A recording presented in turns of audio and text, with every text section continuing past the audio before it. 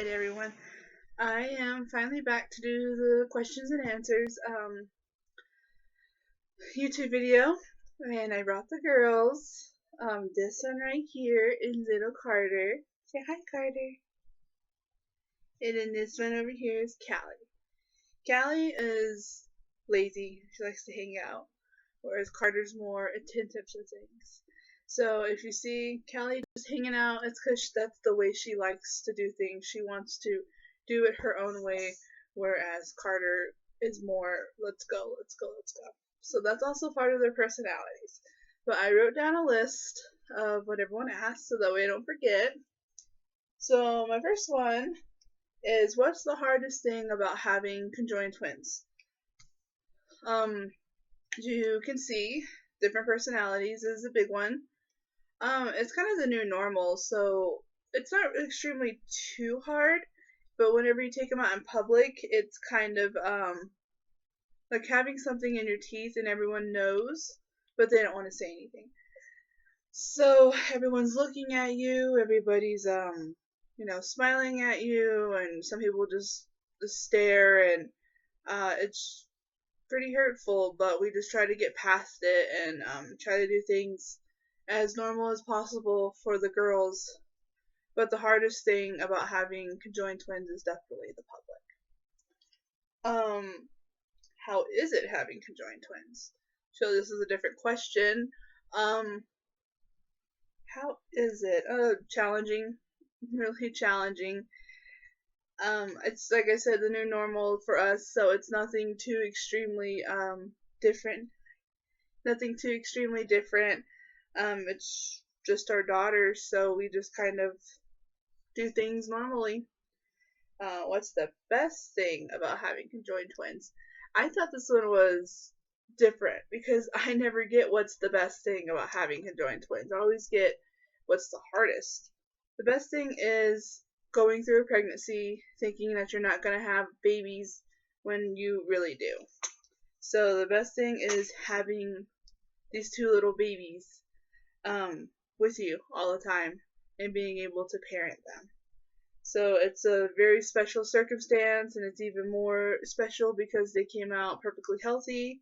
So I'd like to thank Rosanna Smith for that question because it had me thinking quite a bit. But I try not to think too much because I wanted to at least kind of make these know on the spot. Will they ever be separated? That is a really big question. Let's see if I can get from the start. So we went to Texas for delivery for a planned separation as well. But as we went through everything, the CT scans, the MRIs, they share a little bit more than just, okay, Callie has a bladder, Carter has a bladder, Callie has one kidney, Carter has, 2 kidneys. I'm just making this up as I go. It's not like that. Literally where their line is in their shirt is where their blood vessels meet. So I'll go with their bladder because their bladder is the most thing that I know that completely meets together. So, bladder's like this. This side is Callie's and this side is Carter's. And they literally meet together with blood vessels. So their blood vessels connect all throughout their body. So one thing is just not one baby. It's okay. One thing is just not one baby's, organ. So they actually cluster together and they have both. So the bladder isn't Carter's, it isn't Callie's, it is both of their bladders, but there's only one. Their organs, one's not, their intestines, one's not Callie's, one's not Carter's. It's together. They defecate differently. They pee different times. It's just kind of all out of, one spot. So, it's a little about their anatomy. And of course, the legs are that side. This one's Carter's leg, and this one's little Callie's leg. And, let's see, I know there's some more questions about separation that I was trying to put in with this. Okay, separation when they're older. When they're older, if they want to be separated, that is a time where we will go down to Houston and have testing and for the girls. So the girls need to be old enough to understand what separation is, what's the risk involved, and this is a total this will be a decision that they want to make, not us, unless it's medically necessary. But this is going to be for them. So if they decide, hey, I want to be separated, we will give them the opportunity to be separated for the risk, to listen to what the doctors have to say, and if they still want to do it, then we will go forth with it. Also, will they ever walk? Of course they will walk. There's no reason why they would not walk. Coordination is a big thing. There's no reason why they can't walk. Crawling, bless you. Crawling a little challenging because they're babies, so they can't really understand what they're supposed to be doing. But they will walk. Crawling, I think we're gonna skip that part though, just because of how they are. All right. Special diapers. Nope, just one diaper, maybe a little bit bigger, but there's no special diapers that we have to deal with. It's okay. There's no special diapers at all. Just one diaper. Thoughts about going to school. I thought to myself that I was going to definitely homeschool them, but I'm not going to do that unless the girls would like to be homeschooled, because I would like to have them at least a fairly normal life with everything. So the thoughts about going to school, of course, is definitely challenging, and I do worry about things a lot, but I know that in order for me to try to make this as normal as possible for the public and for ourselves, that school is definitely something that they need to be that they need to do. And we live in a smaller community, so I do believe that it'll be somewhat challenging, but it won't be too extremely challenging like it would be if I lived in a bigger city. How will the car seat goes as it gets bigger? So we were actually talking to somebody in Salt Lake who customized twins just like Callie and Carter. They customize their car seat. So we are going to be talking with him, possibly going down to Salt Lake City to have him meet the twins and look at their new car or their car seat that they have now, to see if there's any modifications that we could possibly make to kind of get it growing a little bit. But we also do have a person in I think Pennsylvania or Indiana who does their car seat at the moment. It would just be easier for us to go to Salt Lake because we're only about 2 hours away. Okay, crawl, walk. Oh, we already covered those. Sickness. They share blood flow, so they haven't, knock on wood, haven't been extremely sick. They haven't been sick at all. I think, maybe Carter has some allergies when Callie doesn't have allergies, but they haven't been, extremely sick. So I'm sure they'll get sick together, same blood flow. So the immune system, sends B cells, T cells, and such like that. So possibly Carter could be the one sick, but because she's sending antibodies, Callie possibly could not be sick. I am not extremely too sure on that one. Neither are the doctors, of course. Learning experience, I know my twins more than anybody else, so I really don't know the answer to that question. When one is asleep and one is awake, that happens more than people think. Callie's my little sleeper. She likes to sleep like me, where Carter's up at 7 in the morning, ready to go like her dad. They don't really bother each other. Carter will do her own thing. We'll play with Carter whenever Callie's asleep, vice versa. They just kind of, do their own thing. Even when we're in the car, little Callie hates the car, where Carter likes the car. So Carter might be asleep while Callie is literally screaming for life, and Carter will still be asleep. So it doesn't affect them. They're used to it. They just kind of just do their own little thing. Let's see how I envision walking and everything. There's some twins. I'm not sure their names, but they can walk just fine. Just like how Callie and Carter are, same conjoinment. They can walk just fine. Everyone's worried about the top heaviness, but The top heaviness is something that we don't understand, but it is something that they 110% understand. This is their body, this isn't ours, they know what to do with their body. So I have a PD speech therapist who wanted to ask this question. And therapy for the girls, are they on time? Of course, their motor skills are on time because they have different little brains, so their motor skills are good. But with their crawling and they should be rolling around at 4 months. They're 6 months, and of course you don't see them rolling around on the floor. So that's a little bit different. It's okay. So that's a little bit different, of course. So they're not on time for that, but the therapist that we have, she is very happy with the progress that they make weekly whenever she sees them. How do we put them down for naps? Usually they just kind of fall asleep. Naps, they don't fall asleep at the same time normally. Sometimes we get lucky, but at nighttime, they do fall asleep at the same time. So I will usually nurse them to sleep. And yes, I nurse at the same time. I know that's a question that gets asked a lot. I do nurse at the same time. Carter here, she's less hungrier than Callie. In that case, I just nurse Callie. And Carter and I just kind of hang out together. Nighttime, as I was saying, they do fall asleep together. They do stay asleep together. And usually at night, if one baby is crying, the other one will start to stir a little bit because she realizes she's hungry too. So nighttime, usually they wake up once about 4 or 5 o'clock in the morning, and then they're up at 7, and their bedtime's at 7. Okay, so I have a few more questions. Covered that. Any causes for concern with health? At the moment, they have no health problems, not even taking vitamins, no health problems at all. So is there a cause for concern? At the moment, no.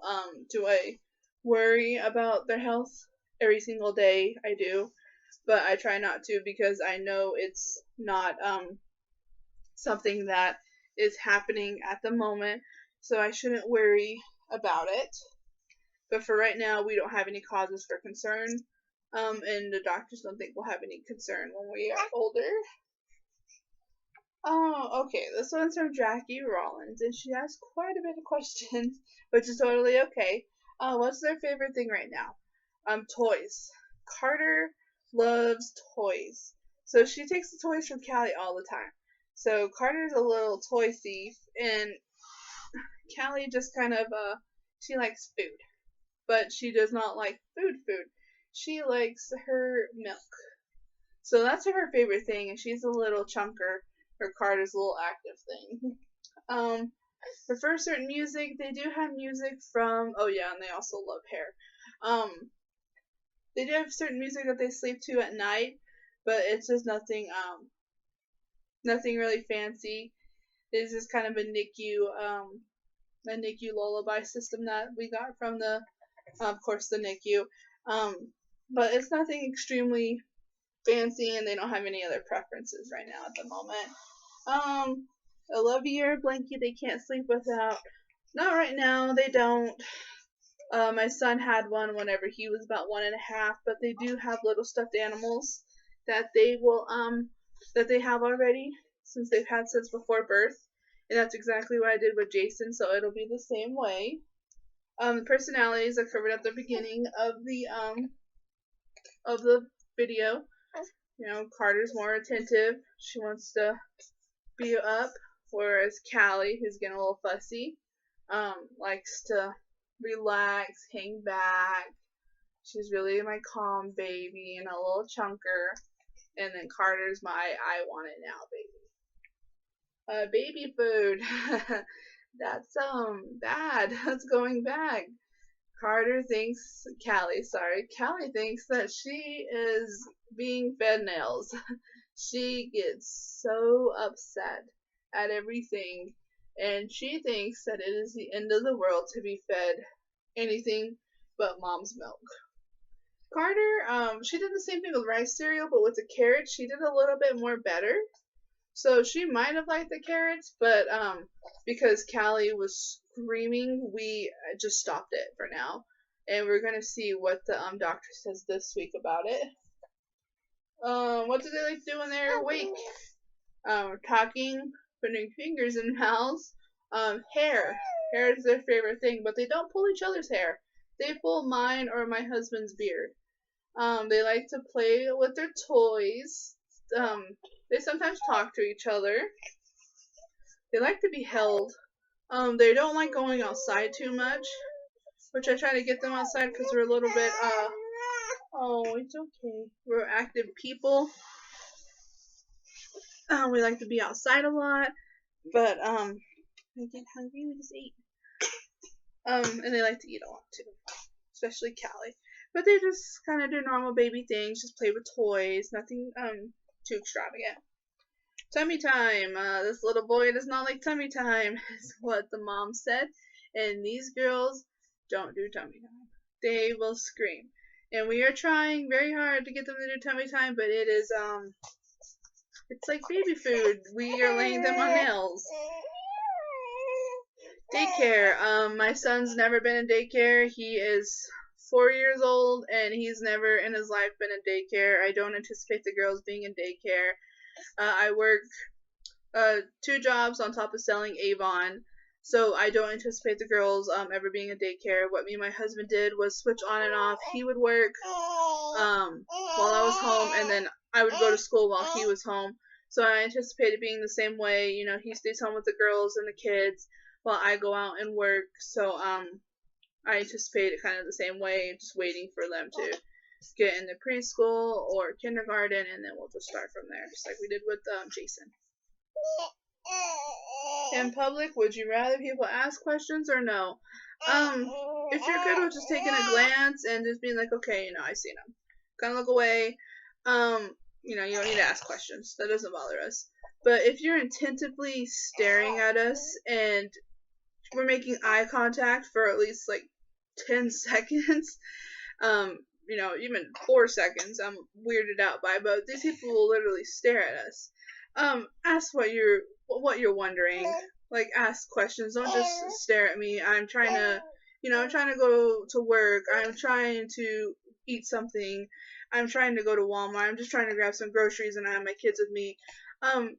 Ask questions if you're just going to attentively stare at me, because that is really weird. It's uncomfortable. And honestly, it's kind of rude. So, yeah, ask questions if you need to. But if you're just okay with, like, okay, I've seen them, looking away, let them mind their own business, then, you know, you probably don't need to ask any questions. I think you have all the questions you need to. But we're all about, you know, knowledge and helping everyone understand what's kind of going on. So, if you have questions, go ahead and ask. That's also why I made this little video, is for people who need to know of any questions. They get to know, and whenever they see us out in public, they can just say, oh, look at those babies, how cute. Yes, these are the babies on the news. I get that a lot. Oh my goodness, Callie. Abby and Brittany advice. So no, we have not gotten any advice from Abby and Brittany. I can't get in contact with them, but because they're completely different conjoinment, they are more side by side. They have more one body, where the girls, you know, have 4 arms and they have their own torsos. I anticipate it being a lot differently than Abby and Brittany of how they are working out. So I get more in touch with people who actually have conjoined twins, like Callie and Carter, and I have been in touch with moms. And I also have different moms that I talk to who are differently conjoined as well, or separated. So I do talk to different people, but I usually like to stick with the people who have the more same conjoinment as the girls. Do they wake each other up? I've already answered that. Physical therapy, you know, they do physical therapy once every two weeks, I do believe. Right now it's nothing too fancy because they're just little babies, but we do work on physical therapy. And then I got 2 more last questions. Big brother, how does he feel?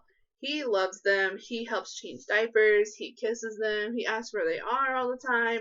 If we don't let them go. So they'll be in the crib, and he'll be like, where's the sisters? Where's the babies? Well, we're in the living room. So he always makes sure he knows where they are at all times. And if you are somebody who's holding the babies and he does not feel comfortable with you holding the babies, he will stare at you like a hawk and make sure you are not hurting his sisters. And Callie with teething. Check.